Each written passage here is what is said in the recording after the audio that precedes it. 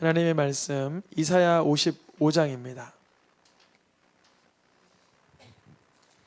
많이 왔습니다. 이사야 55장까지 저희가 왔네요. 작년에 가을인가 시작했는데 올 가을 지나니까 55장, 내년까지는 갈 것 같다고 작년에 이사야 시작할 때 내년에 안 끝납니다 그랬었는데 못 끝날 것 같고 내년 봄이나 돼야 이렇게 마칠 수 있을 것 같습니다. 오늘 55장은 여러 이사야에서는 유명한 말씀이 많이 있지만 또 하나의 또 유명한 말씀입니다. 나누어서 읽겠습니다. 오라 너희 모든 목마른 자들아 물로 나아오라 돈 없는 자도 오라. 너희는 와서 사 먹되 돈 없이 값 없이 와서 포도주와 젖을 사라. 너희가 어찌하여 양식이 아닌 것을 위하여 은을 달아주며 배부르게 하지 못할 것을 위하여 수고하느냐. 내게 듣고 들을지어다. 그리하면 너희가 좋은 것을 먹을 것이며 너희 자신들이 기름진 것으로 즐거움을 얻으리라. 아멘. 남유다의 선지자 이사야. 이스라엘은 북쪽 이스라엘, 남쪽 이스라엘, 즉 남쪽 이스라엘은 남유다라는 이름으로 두 개 국가가 되어 이렇게 한 200년 정도 지나가게 되는데 남유다 선지자 이사야는 남쪽에 히스기야 왕 때, 이미 북쪽 이스라엘은 망해서 사라졌을 때, 그러니까 긴장감이 좀 있었겠죠. 우리나라로 따지면 좀 안타깝지만 예를 들면 비참하게 중국이 북한을 초토화시켰다고 한번 그냥 예상을 해보면 남한에 있는 우리들은 굉장히 불안하겠죠. 그런 정도의 상황이라고 볼 수 있는 거예요. 이사야 선지자 때는 앞으로 이 나라를 하나님께서 어떻게 이끌어 가신가. 근데 이사야는 1장부터 66장을 쭉 다루면서 어떻게 보냐면 현재와 곧 있을 남유다의 멸망과 오실 메시아와 그 오실 메시아로 인해서 회복될 것과 그분이 다시 오실 것까지도 쭉 넘어서 보는 그런 예언의 영을 주셨어요. 너무 신비로운 거지만, 근데 이사야가 우리랑 성정이 같은 사람이면 우리 성도님들에게도 예언의 영을 주시는 줄 믿습니다. 말씀을 순수하게 고스란히 잘 신뢰하면 우리 가운데 이 말씀이 곧 내게 임할 말씀이구나 깨닫게 하셔서 복을 누리든 회개하시든 겸손하시든 영광 올려드리든 담대하든 다양한 말씀의 자리를 우리에게 예언의 영으로 주시는 줄 믿습니다. 오늘 이사야 66장 가운데 55장 오호라 너희 모든 목마른 자들아. 목마른 자들아. 혹시 목마르신 분 계세요? 저는 찬양하다 보면 목이 마르다기보다 목이 이렇게 건조해져서 이게 잠깐 목을 축이는 거예요. 목마른 자들아 불렀는데요. 물로 나아오라.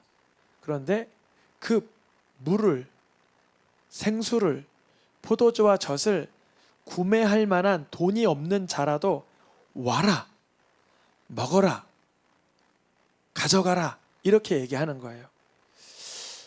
이 이사야 55장 1절 말씀은 주님께서 이사야 55장 1절에 처음 언급한 건 아니고 우리가 지나온 올해 기준으로 9월 달인가요? 한번 다루었어요. 이사야 44장 11장 전이죠. 그러니까 두 달 정도 전 9월 달 정도에 다루었는데요. 주님은 목이 마르다 하면 뭘 주세요? 물을 주신다. 그런데 물을 주시고 마른 땅에도 시내가 콸콸콸 흐르게 하시는데 그 물 주시고 생수를 주신다는 의미는 이 H2O를 주신다는 의미보다는 어떤 의미가 있냐면 우리 영혼에 건조하고 갈급하며 척박한 영에 주님의 성령을 부어주셔서 새롭게 하신다는 거예요. 그런 의미가 있어요. 그래서 이러한 이사야의 예언 44장과 오늘 본문 어디요? 55장의 이 예언은 동일하게 성경의 가장 끝장 요한계시록에서도 같은 말씀이 반복됩니다. 생명수 샘물을 목마른 자들아 줄 것이다. 목마른 자들아 와라 받으라 그래요. 말씀 방금 전에 읽었던 이사야 44장과 55장에서도 등장했듯이 그 값은 없다 그래요. 너무나 싼 값인가? 이런 의문부호가 들 수도 있지만 일단 그거는 잠깐 남겨두고, 이 생수에 목마르고 목마름에 갈급한 자는 누구냐면, 가장 잘 묘사한 경우가 예수님의 산상복음 마태복음 5장입니다. 어디에 목이 마른 상태냐면 하나님의 의로움, 하나님의 뜻, 하나님의 선량한 백성의 삶에 갈급한 자들이 복이 있다. 여러분 한번 진지하게 한번 생각을 해보세요. 내가 어떤 사건을 만날 때 악을 바라고 죄를 바라고 내 육체적인 방법을, 에너지를 가속화시키는 게 그 양이 많은지, 아니면 사건이 발생했을 때 하나님의 선을 베풀고 하나님의 의를 찾고 하나님의 영광을 찾는 그 에너지가 더 많이 쏟아지는지를 한번 바라보세요. 예를 들어 이런 거죠. 누가 내 발을 확 밟았어요. 그러면 이 사람한테 화를 낼까 아니면 모른 척할까, 한번 봐줄까, 이 정도 에너지입니까? 아니면 내 발을 밟은 사람에게 괜찮습니다 하면서라도 어떻게 해서든지 예수 그리스도의 복음을 전하고 이 사람을 축복할까? 단순한 예화지만 우리는 자신을 성령 앞에 조명시켜놔야 돼요.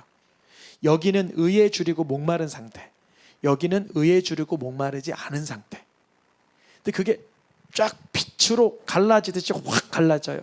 주님, 나는 항상 매사에 실생활에서 너무나 뻔한 평소에 의에 줄이고 목마른지 아니면 의에 줄이지 않고 안 목마른지를 우리들을 조명하여 주시기를 원합니다. 하나님은 누구를 복되다가 하세요? 의에 굶주리고 갈증을 느끼는 자. 내가 어떻게 하면 더 복되게 살까? 어떻게 하면 내가 하나님의 영광을 위해 선을 행하며 하나님의 의를 위하여 주님의 뜻을 순종하며 살까 하는 자들에게 복이 있으리라 그래요. 그런 자들이 깨닫는 건 뭐냐면, 뭘 깨달았냐면 중요한 얘기입니다. 아까 생수를 주시고 생명수를 주시는데 뭐가 없다 그랬죠? 값이 없다 그랬어요. 그런데 그것은 값이 너무나 가치가 없고 값싸고 아주 저렴해서 값이 없는 게 아니라는 거예요. 그럼 뭐냐면 우리가 치를 수 있는 분량의 값이 아니기 때문에 값이 없다는 거예요. 우리 아이가 예를 드는 거예요. 어느 재벌집 가서 한 200년 된 도자기를 탁 깼어요. 근데 그 도자기가 한 1,000만 원이라고 해볼게요. 근데 이 아이가 제가 이거 어떻게 하면 갚죠? 막 그래요. 그럼 어떻게 하면 갚아요? 잘 사과드려야죠. 그거밖에 없죠. 걔가 꼬맹이가 1,000만 원을 어떻게 마련하겠어요? 어렵죠. 우리가 하나님 앞에 범죄한 우리의 죄성과 불법과 타락한 내 본성이 의에 줄이고 목마를 때 결국 발견하는 건 뭐냐면, 하나님 앞에 설 수 없는 나의 자아, 나의 본성을 발견해. 나의 죄의 그득한 타락한 내 본 실체를 발견하게 돼요. 그게 바로 의에 줄이고 목마른 상태인 거예요. 그러면 그런 사람에게는 생수를 주시는데, 같은 표현이죠. 값없이 주세요. 근데요, 잘 읽어보세요. 여기 값없다는 말만 있어요? 아니죠. 속량이라는 뜻이 뭐예요? 속량. 값을 치렀다는 거잖아요. 또 고린도전서에도 이게 뭐예요? 값이 없다는 거예요. 값으로 샀대죠. 그러니까 우리가 하나님 앞에 의에 줄이고 목마른 상태가 되어야만 나의 실력과 나의 행위, 나의 선함으로는 값을 치를 수 없는 하나님의 은혜를 경험하게 되는 거예요. 이 값없다는 것은 내게는 치를 값이 없다는 거예요. 내게는 치를 값에 실력이 없는 거예요. 내게는 하나님이 내게 주신 구원의 그 비용을 마련할 수 없다는 거예요. 자기 영혼의 죄의 값을, 비용이 얼마인 줄 모르는 사람은 예수님의 피값을 모르는 거예요. 그러니까 내가 내 값으로는 값없이 마시게 되는 생명수, 그거는 누가 경험하느냐? 의에 줄이고 목마른 자의 상태에 있던 자들이 그렇구나. 그래서 그리스도 예수 안에 있는 그 값을 치러주심으로 말미암아 내가 예수님의 핏값으로 하나님께 입양되었구나. 이걸 발견하게 되는 거예요. 하나님께서 이스라엘 백성을 보시니까 영혼의 양식이 아닌데 은을 달아주고 열심히 수고하는 거예요. 그 영혼에 유익이 없어요. 어제 우리 다니엘 기도에 보니까 이단 사이비에 빠졌다가 예수님을 믿게 된 사람이 나오셨더라고요. 근데 그분이 뭔가 영혼의 양식에 갈급해서 그 이단에 들어갔지만 거기에 비용을 대고 수년을 수고했지만 뭘 발견하냐면 예수님의 핏값으로 내 영혼이 값없이 은혜 받은 걸 전혀 모르고 살았던 거예요. 10년, 5년인가 10년 동안. 그러니까 하나님께서 원하시는 건 뭐냐면 하나님께 와서 듣고 들으면 우리 영혼에게 가장 좋은 거, 가장 기름진 거, 가장 양식이 되는 것을 얻게 하신다는데 그것이 뭐냐? 요 다음 구절에 등장하겠죠. 얻으리라 귀를 한번 들어봐라. 나와서 들어봐라. 영혼이 살아날 것이다. 그게 뭐나? 영원한 언약인데 이거는 다윗 때부터 아니 그 창세전부터 확실하게 은혜가 약속된 것인데 다윗의 후손에게 오실 메시아에 관한 약속이는 것인 거예요. 그래서 이 말씀을 그대로 메시아가 사용하겠죠. 그분이 누구세요? 예수 그리스도. 이 이사야 55장과 44장 말씀을 근거로 예수님이 명절 끝날 초막절 끝날에 뭐라고 말씀하세요? 목마르더러 내게로 오면 된다. 그 목마른다는 게 다시 말씀드리지만 한번 또 마실게요. 이거 말하는 거 아니죠. 그럼 뭐가 목마르다 그랬죠? 아까 마태복음 5장에 의에 줄이고 목마른 상태. 그냥 이런 거예요. 의에 줄이고 목마른 상태가 안 경험된 사람은 예수님께 가본 적이 없어요. 이 2025년 11월 19일 중대한 말씀을 발표합니다. 아직 의에 줄이고 목말라 보지 않은 사람은 예수님을 안 믿는 가능성도 있다는 거예요. 이 밤에 우리 어린아이들 포함해서 어른들까지 내가 정말 의에 줄이고 목말라 받는가를 묻기를 축복합니다. 누구께요? 주께. 주님, 내가 의에 줄이고 목마르다가 예수께 와서 예수님의 생명을 마셔본 적이 있습니까? 예수님을 신뢰하는 자에게는 성경의 이름과 같이, 성경의 이름과 같이. 이 성경은 무슨 성경 말할까요? 퀴즈입니다. 우리가 지금 뭐 읽고 있어요? 여기는 신약인데 방금 읽었던 건 어디였어요? 구약 어디였어요? 이사야. 그러니까 예수님이 나를 믿는 자는 성경의 가르침과 같이. 그 성경은 무슨 성경일까요? 맞아요. 구약의 이사야를 말해요. 그 이사야 아까 이사야 44장 그리고 이사야 55장 그리고 더 나아가서 이사야 12장까지 너희가 하나님께 나아올 때 하나님의 구원을 바라볼 때 그 구원의 우물들에서 물을 마음껏 길러오릴 것이다. 그분이 바로 예수 그리스도를 신뢰하는 가운데 예수님의 이름 가운데 그분의 사역, 그분의 성품, 그분의 성육신 사건 가운데서 우리 영혼의 생명의 물을 길러 올리게 되는 영적 체험이 가능하다는 거예요. 이게 이사야에서의 말씀입니다. 그래서 이사야가 그 영원한 언약 다윗에게 허락한 확실한 은혜를 받는 자는 어떠한 분을 만나는 것인가? 4절에 써 있겠죠. 4절에 그분은 만민 즉 열방 이방 어떤 사람에게도 증인이 되시며 만민의 인도자가 되시며 모든 인류의 명령자가 되시며 하나님은 그분을 영화롭게 하셨다. 알지 못하던 나라들의 사람들도 너의 이름을 부르고 알지 못하는 나라들도 너에게 달려올 곳은 누구죠? 예수 그리스도 한 분밖에 안 계신 거예요. 어느 나라 사람들이 부다를 불러요. 어떤 나라 사람들이 마호메트를 불러요. 그거는 한정됐죠. 아시아에 한정된 부다, 중동에 한정된 알라나 모하메트. 그러나 예수 그리스도는 누가 불러요? 아프리카, 유럽, 오세아니아, 브라질, 남극, 북극, 유럽, 중동, 아시아 할 것 없이 다 몰려오는 거예요. 그게 성취가 됐잖아요. 우리가 모르는 거, 우리가 모른 척 할 수 없어요. 알지 못하던 나라 예수 그리스도를 부를 것이며 알지 못하는 나라 예수 그리스도께 달려나갈 것이니 주님만이 영화롭게 될 것이다. 이것이 바로 이사야 53장 여호와의 종의 노래 네 번째 개가 맞추면서 이제 순환 받으신 그분의 삶 이후에 이루어질 아주 격동적인 복음의 역사를 예표하고 있던 거예요. 그러니까 이사야는 BC 700년에 700년 뒤에 오실 처녀의 몸에 오실 메시아를 봤지만 그 메시아가 오심으로 주변 국가들 이방 나라에서 그분을 부르고 찾아올 것을 보게 하셨던 거예요. 왜냐하면 유대인들은 이상한 게 메시아는 자기네들만의 구원자라고 지금도 착각하는데 이사야는 안 그렇게 말하잖아요. 알지 못하는 나라 열방에서 이방이 그분께 달려온다라고 여러 군데 예고하고 있습니다. 그래서 이사야는 이렇게 말해요. 이제 하나님을 찾을 때 만나 주실 것이다. 오늘 이 6절 7절 말씀에 우리 성도님들에게 주시는 말씀입니다. 이 말씀을 준비하는 주님 감동을 주시기를 만날 만한 때 가까이 가시다고 계실 때 그때 찾고 부르라. 그럼 그때가 언젠가? 예배 시간인가? 아니면 뭐 정규 기도 시간인가? 참 신기하게 우리 인간에겐 주님은 영을 주셨어요. 영혼을 주셨어요. 그래서 그때가 아주 즐겁고 재미난 급한 순간일 수도 있고 고요하고 적막한 좀 골똘히 고민하는 외로움의 순간일 수도 있지만 그때 갑자기 말씀이 떠오르게 할 때가 있어요.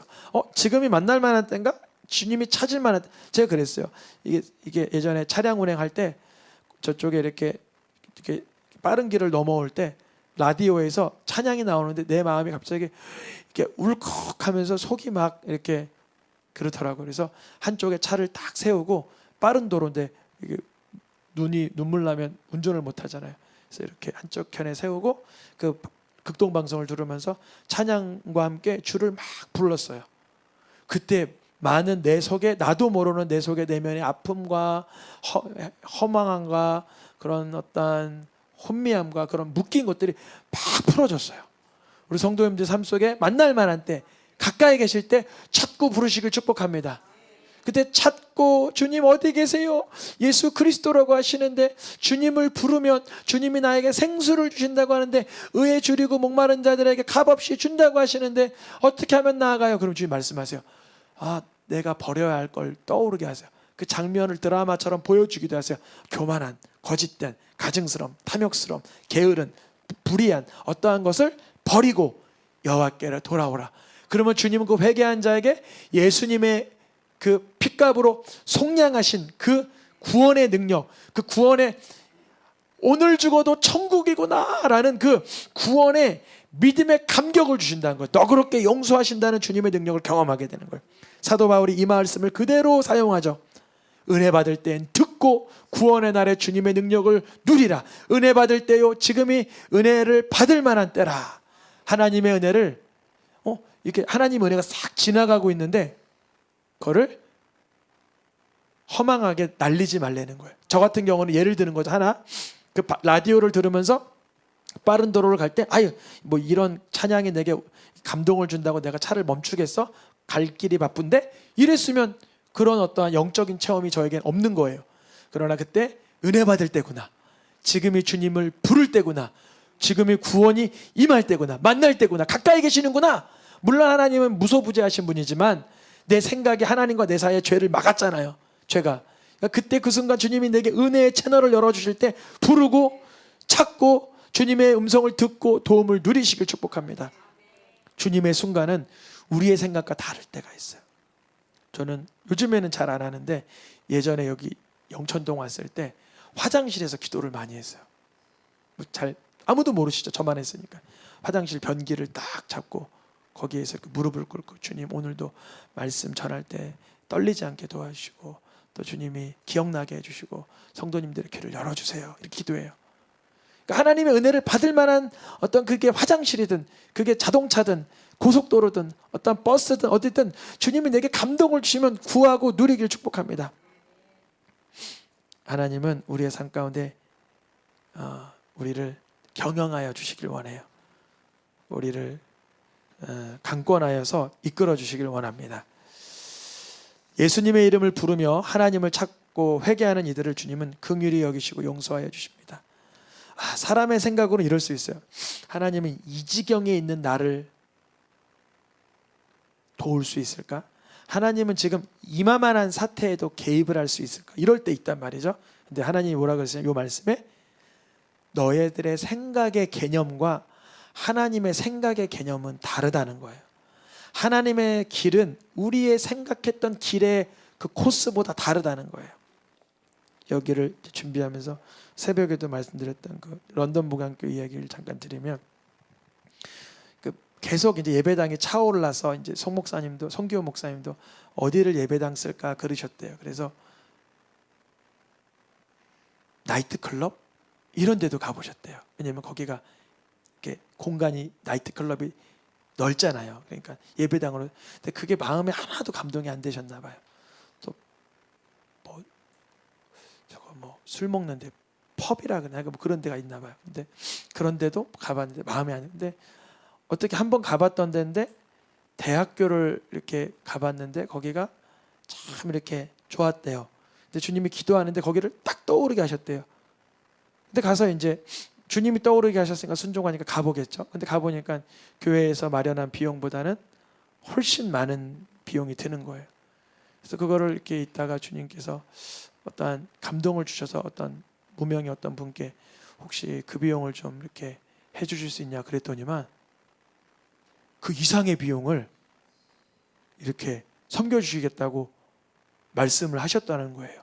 그래서 지금 이제 40일 동안 금식 기도를 지금 3번, 21일 릴레이 금식 기도를 우리처럼 똑같이 다음 달에 똑같은 그 기간에 하는데, 새생명교회가 한 6년 전에 성탄절날 처음 예배드린 장소가 있었어요. 저기 고매동에서 밑에 조그만 데 예배드리다가 그 저기 오리탕집으로 이전을 한번 했어요. 그때가 성탄절이었을 거예요, 아마. 그렇죠? 그 성탄절날 저희가 이전 예배를 한번 딱 드려봤어요. 근데 우리 연돈 목양교회도 아마 성탄절이 되지 않을까 그러신다 그러더라고요. 그래서 그동안은 이렇게 새로 있으면서 이렇게 상가에 있으면서 좀 이렇게 협소하게 있었는데, 너무나 많은 그 노숙인들, 그리고 또 중독자들, 또 어떤 삶에서 많이 뭔가 허망해진 사람들, 그렇다고 그분들이 다 막 못난 이들이 아니에요. 세상에서 나름 뭐 운동선수를 했다든지 어떤 사업을 했다든지 어떠한 걸쭉하게 인생을 살다가 갑자기 이게 건강의 문제로, 관계의 문제로, 중독의 문제로 미끄러진 거예요. 그러니까 하나님이 그 부분만 딱 치유하시면 새롭게 쓰실 수 있는 분들이 많겠죠. 여기 그런 분들이 뭐 우리 교회에 왔었던 그 사무엘, 기억나세요? 사무엘이 맞나? 그분도 우리 교회 오셔서 원래는 노숙인이었는데 한국 자매를 만나서 가정을 꾸리고 사역을 하면서 살고 있잖아요. 하나님께서는 이제 송 목사님의 그런 어떠한 교회 이전 계획을 통해서 우리 그 공동체에서 생각하는 어떠한 하나님에 대한 그 기대보다 훨씬 높고 다르다는 걸 표현해 주셨습니다. 우리 성도님들의 삶의 현장에서도 하나님의 말씀의 위력, 능력, 탁월성, 지혜와 기이함은 우리가 생각했던 상식선을 넘어설 때가 있다라는 거예요. 넘어서 있어요. 그래서 이걸 주님이 어떻게 비유를 하시냐면, 다르다, 높다라고 얘기하면서 뭐라 그러냐면, 자, 얘들아, 한번 들어볼래? 그러시면서 하늘에서 비나 눈이 떨어지면 땅을 적시지. 네. 그러면 거기서 이렇게 뿌리가 내리고 이렇게 줄기가 올라오지. 네. 싹이 나지. 네. 파종하는 자에게 종자를 주지. 네. 거기에서 먹는 자에게 양식을 결국 내어주지 않냐. 비를 볼 때 사과를 생각할 수 없는 거잖아요. 왜냐하면 비가 땅이 적셔지고 줄기가 나서 종자가 돼서 양식이 되는 것 같이, 하나님의 말씀이 한번 제대로 들어가면 그게 들어가서는 적시는 걸로 끝나는 것 같았는데 적시는 걸로 안 끝난다는 거예요. 거기서 줄기가 나고 종자가 나며 우리의 삶에 양식을 이끌어내는 삶의 역동성을 갖는다는 건데, 그러면 그 양식이 뭘까? 예수님이 그 양식을 실제로 먹었다라고 말씀하세요. 뭐라고 말씀하시냐면, 제자들이 예수님 먹을 양식 있으셨어요? 근데 예수님이 이러세요. 내게는 먹을 양식이 있다 그래요. 언제 누가 갖다 줬어요? 그랬어요. 그러니까 예수님이 뭐라 그래? 너희들이 모르는 먹을 양식이 있다는 거예요. 제자들이 모르던 게 뭘까요? 이거예요. 34절. 예수님의 양식은 뭐가 양식이라고 그 영혼에 꿀꺽꿀꺽 맛있게 드셨냐면 하나님의 말씀이 이슬이 내려 예수님의 심령에 촉촉해진 것뿐 아니라 그게 발원되어서 실천되고 순종되고 역사가 나타나는 그것이 예수님은 배부르시다는 거예요. 배부르시다. 우리 성도님들도 오늘 이제 말씀 듣고 집에 가시면 아이고 배고프다, 야식 뭐 먹을까? 뭐 물론 그럴 수도 있어요. 그런데 내게 하나님의 의를 향한 목마름이 있는가? 내가 하나님의 말씀을 향한 양식의 갈급함이 있는가? 이걸 들여다볼 수 있기를 축복합니다. 그래서 예수님이 원하는 사람은 양식을 나누어 줄 자를 찾고 계시는 거예요. 누가 생명수의 양식, 그분은 누구세요? 바로 예수 그리스도이십니다. 예수 그리스도. 예수님 뭐라 그러세요? 썩는 양식, 그러니까 육체만을 위한 양식, 쾌락만을 위한 양식, 유한한 양식, 그런 거를 위해서 수고하지 말고, 아까 그걸 위해서 은을 달아주고 수고했다 그랬잖아요. 이단들은 막 그러잖아요. 근데 영생하도록 줄 수 있는 양식은 뭐냐? 이 양식은 인자가 주는 거다. 인자가 누구예요? 예수 그리스도. 예수 그리스도가 누구예요? 바로 나의 구주. 그러니까 예수님이 나의 구주 되심을 믿고 바라볼 때, 그분의 보혈과 살을 뜯고 먹을 때, 그때 우리의 삶 가운데 말씀이 촉촉히 젖어드는 것뿐 아니라 실행될 수 있는 능력을 주십니다.